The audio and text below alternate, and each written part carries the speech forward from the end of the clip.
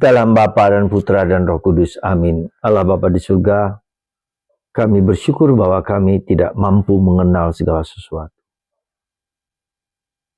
Hidup adalah misteri yang bukan hanya untuk dimengerti, difahami, tapi diterima sebagai bagian hidup kami. Terpujilah namamu kini dan sepanjang segala masa. Amin.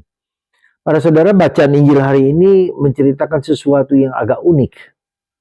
Bahwa Yesus ditanyai oleh pegawai pajak bait Allah, apakah dia harus membayar pajak. Tapi Yesus bertanya kepada Petrus, pemerintah kerajaan mendapatkan uang dari mana? Pajak. Pajak dari siapa? Dari orang asing. Bukan dari rakyat. Tapi Yesus memerintahkan Petrus untuk mancing sekali lagi, dan ikan pertama itu dibukalah mulutnya, maka ada uang dirham untuk membayar pajak bagiku dan bagimu. Bagi saya ini sesuatu yang menarik, sesuatu yang unik, sesuatu yang pantas direnungkan.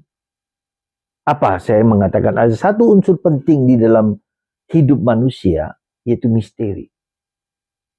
Hidup adalah misteri. Anda bayangkan secara manusiawi saja. Apakah hidup Anda misteri? Ya. Apakah saya mampu mengerti seluruhnya? Tidak. Ya, tidak. Kita hanya mengerti sebagian saja dari seluruh proses yang kita hadapi. Kalau Anda perhatikan saja misalnya, kelahiran manusia, sperma dan indung telur punya potensi yang kecil, yang sederhana, yang tidak besar-besar, tapi menghasilkan manusia. Menghasilkan saya dan Anda, mempunyai pikiran, mempunyai perasaan, mempunyai apa saja. Coba bayangkan. Ini misteri. Artinya apa? Bahwa hidup adalah misteri, bahwa kita tidak bisa mengontrol kehidupan. Orang yang sehat-sehat, bisa saja 2-3 jam yang akan datang, tiba-tiba mati. Kena serangan jantung. Orang yang olahraganya bagus, tapi ternyata juga tiba-tiba juga bisa mati. Dan itu kenyataan. Dan bukan hanya kejadian-kejadian kita yang tidak kita mengerti dengan baik, tetapi juga lebih dalam daripada itu. Tentang gereja. Gereja adalah misteri, hidup adalah misteri. Ya, bukan misteri dalam artian bahasa kita yang kita mengerti tentang dunia misteri. Bukan dunia yang seperti katakanlah kemarin kita bicara tentang Ekaristi, tubuh dan darah Kristus. Akulah roti hidup yang turun dari surga. Segala sesuatu pewahyuan Allah yang kita ketahui hanya sebagian kecil dari seluruh misteri Allah yang tak dapat kita lihat. Kalau kita melihat sistem galaksi sekarang ini, sistem alam semesta, kita bisa melihat gunung-gunung, kita bisa melihat di bawah laut. Tetapi itu hanya sebagian kecil dari seluruh misteri ciptaan Allah. Jadi para saudaraku terkasih dalam Kristus, saya mau mengatakan kembali kepada perumpamaan Yesus tadi. Yesus kemudian meminta Petrus untuk memancing dan mengambil uang yang ada dalam mulut ikan itu dan dibayar pajak. Itu kan sesuatu yang agak misteri ya, yang sulit dimengerti kenapa Yesus berbuat begitu. Tapi saya mau mengajak Anda untuk lebih dalam daripada itu. Itu adalah bagian kecil dari seluruh keselamatan yang dilakukan oleh Yesus. Ya. Dan misteri tentang kebangkitan, tentang kematian. Orang Yesus mati lalu dari biji gandum yang mati itu lalu menjadi berbuah banyak. Itu kan misteri juga. Di mana manusia tidak bisa mengontrolnya. Kita tidak bisa mengontrol diri sendiri. Ada banyak yang bawah sadar kita yang menguasai kita dan kita tidak mengerti. Apalagi orang lain, apalagi dunia, apalagi gereja, apalagi karya keselamatan Tuhan. Maka ketika dalam YouTube itu ada yang mengatakan Tuhan yang pas dengan pemikiran kita, tertawa, nggak mana mungkin. Kita lupa akan satu aspek penting misteri ya, yang tidak bisa diketahui oleh pikiran kita.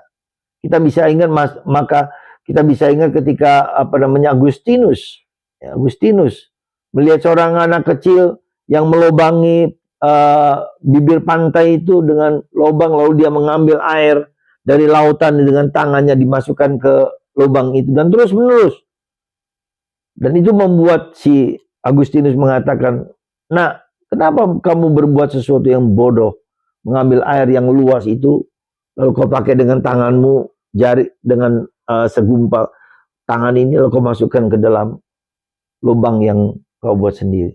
Persis si anak kecil itu bicara kepada Agustinus, persis otakmu. Kamu tak mampu mengerti misteri Tritunggal Maha Kudus. Nggak bisa. Ya. Kau seperti mengambil air dari lautan dan kau letakkan di kepalamu yang sempit, yang bodoh, yang kecil itu. Saudara, hidup bukan hanya dimengerti, bukan hanya difahami, tapi diterima dengan penuh syukur. Apapun kejadian dalam diri kita yang tidak mampu kita mengerti, kita hanya persembahkan kepada Tuhan.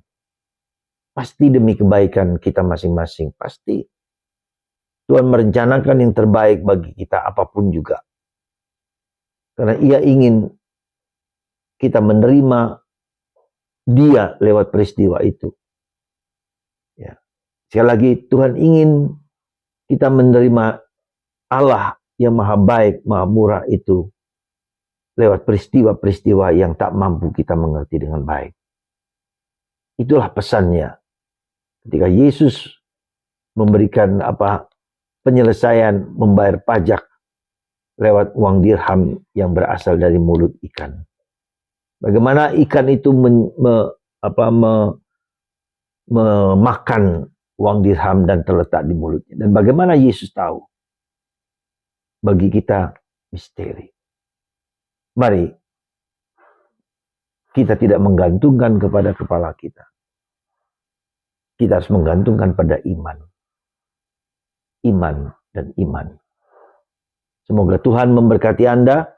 Semoga iman kita tumbuh berkembang sebagaimana yang diharapkan untuk percaya 100% pada Yesus, Sang Juru Selamat, Sang Penebus, Bapa, Putra, dan Roh Kudus. Amin.